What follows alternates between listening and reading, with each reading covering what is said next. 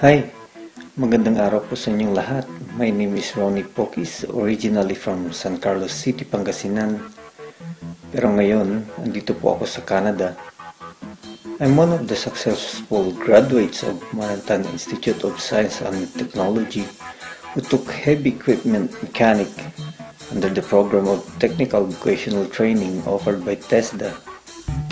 Sa ngayon po, nagtatrabaho po ako dito sa Canada bilang isang heavy equipment operator.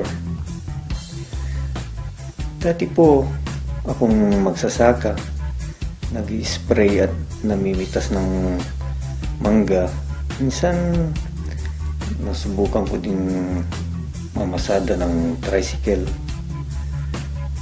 And then dumating yung time na I want to make a big change in my life.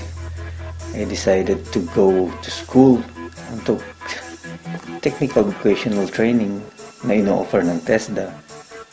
Sipag, tiyaga, gawa, at kailangan magpursige.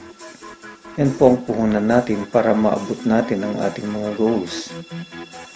Dahil po sa mga natutunan ko sa technical vocational training, nakapagtrabaho po ako sa isang mining company sa Zambales.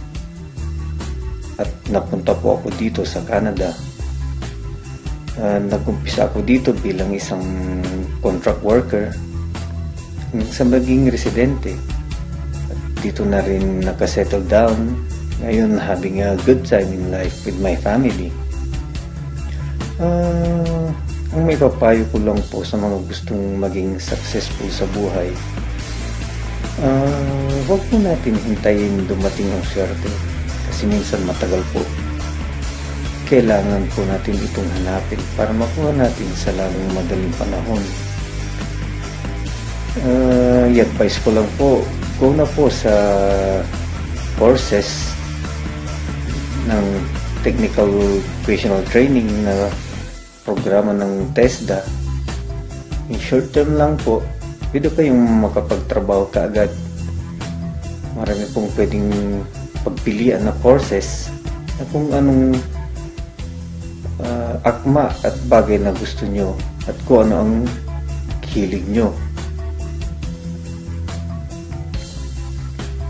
Hanggang sa muli po, ako po si Ronnie Pokis, proud to be a Tatak TESDA.